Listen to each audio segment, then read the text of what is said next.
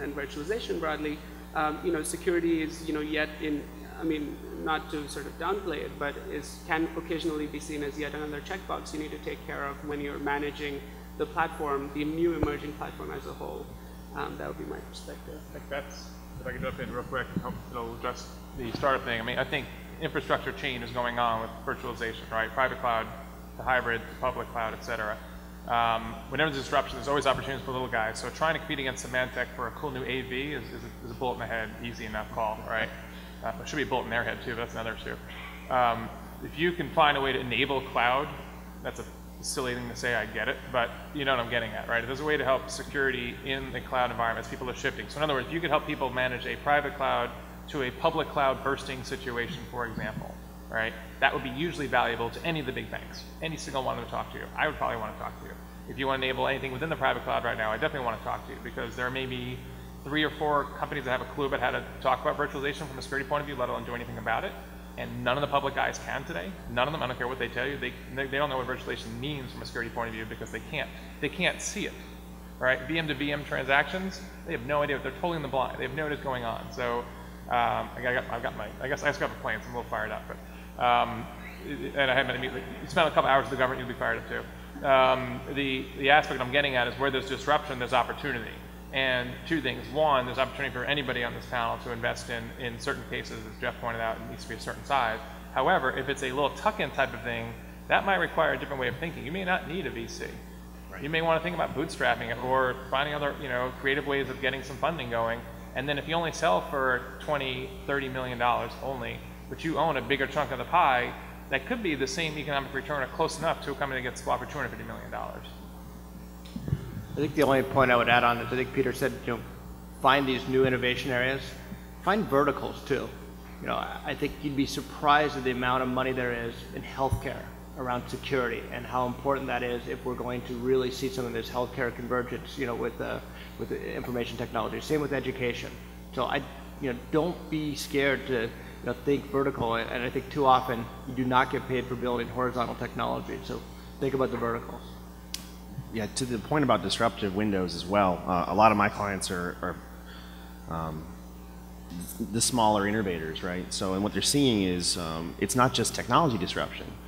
Some of the bigger players that are more entrenched and have large install bases are not as nimble or agile in the licensing, on the form factor.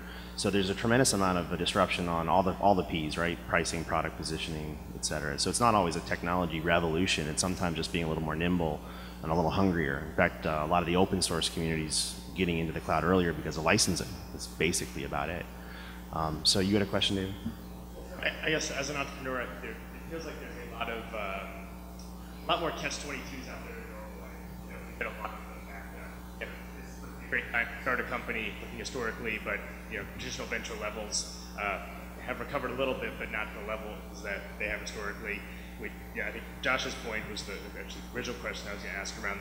We've got some very large companies that have have domain ownership in whether it's endpoint or Cisco and Juniper on the network, Symantec and McAfee and endpoint, and end users have become so accustomed to these tuck-in acquisitions that have gotten cheaper because of the economy. So as an entrepreneur, going and convincing them to put 1 new agent on the network or 1 new box makes it very hard to build a $250 million revenue stream, because they've been trained by the big publicly traded boys that will be a free feature later in life. And so as an entrepreneur, it feels a lot harder to go and say, hey, I've got this great idea.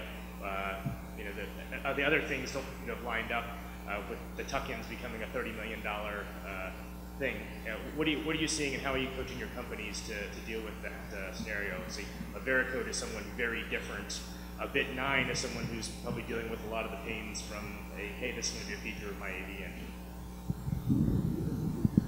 So it's a really, it's an excellent question, and it's a great point. But again, kind of going back to some of the earlier remarks. So one of the reasons we believe that Veracode is going to grow up to be a big, standalone, successful company, right? And there's a number of reasons. So, indulge me for just a second, right? One, it's a very, very big problem, right? So for anybody who doesn't know what Veracode does, Veracode has a very nice cloud-based automated platform where organizations can upload binary code and get back within a 24-hour period of time, no matter how much code they upload, a very comprehensive report, as if we had looked at the source, even though we've never touched it, showing where that code may contain vulnerabilities. This is a really important thing. If people can discover vulnerabilities and deal with those before they get exploited, you can avoid things like what China did to Google, allegedly. Not allegedly, the Veracode can help you avoid it. Allegedly, what China did to Google. And so again, why didn't the world embrace the notion of code reviews, sooner? Because it's a really, really hard problem, right? And how historically have companies, dealt with this? Smart people. Go find me 10,000 people that can find security vulnerabilities and understand coding. You won't find them. There's like 600, in the U.S. When we were hiring them, I could only hire like, 20. So that was problem number one. Then the source code tools came along. And believe it or not, this is a very long-winded explanation. I am going to get to your exact question just in about, 10 minutes, so sit tight. So then the source code tools came along, and that was a better answer than humans, right, who could look at a few thousand lines of code a day. Well, against an application that has 100 million lines of code, what good is that? Great, source code tools. Who do you give them to? Developers. How do you know it's not the developer that's placing the backdoor? Because he's going to get paid a lot more by selling that backdoor to somebody than he is by developing for the next 100 years. So that's problem number one. You don't get to check a compliance box, right? And you've already heard that a lot of security spending is driven by compliance. This is true. Why? Because executives don't want to go to jail. They don't really care if they're secure or not. Two, and so yes, it solves some problem, but it doesn't at the end of the day really get the job done in a very effective way. The reason that Veracode got funded as a service versus a product, right? And by the way, the original notion for that company was as a product that would go up against source code tools, and it wasn't getting funded. Why? What were those guys hearing when they went and ran around and talked to a lot of VCs? You're late to the party, the source code tools are already out there. Yeah, so binary is interesting, so you can look at libraries, so you're a little bit better, but it's an incrementally better solution. It's not a revolutionary, sort of change the world, change the game kind of solution. Now all of a sudden stick that in the cloud. Every single hour of every single day, that platform gets smarter, right? It's Google-esque in terms of every scan it does, it gets more comprehensive, it's able to find more things, and it's more accurate. So today it can blow away, any tool, that's out there. It is the absolute best way, quickest way, most cost-effective way to find flaws in software against a very big problem when the world is waking up and saying, oh my God, we got to start looking at our software, what do we do? But, the long-winded answer to your question is, as an incremental solution, it wasn't going to get funded, right?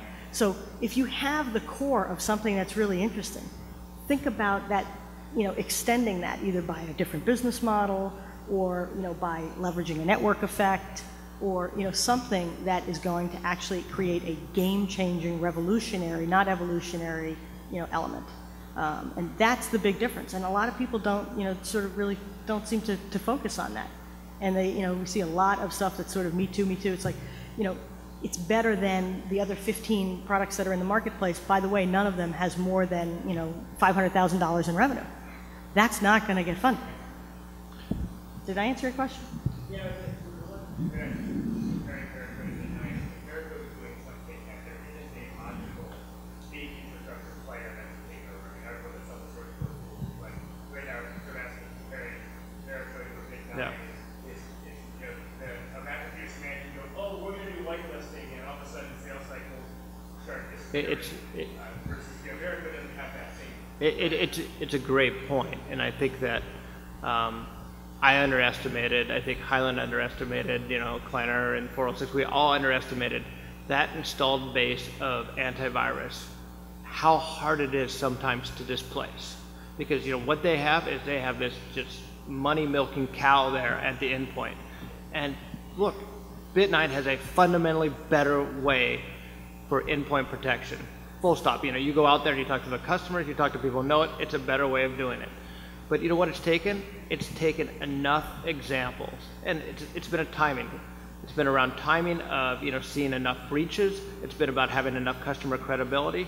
And these guys are starting to crumble. It's no, but it is different. You know, Veracode doesn't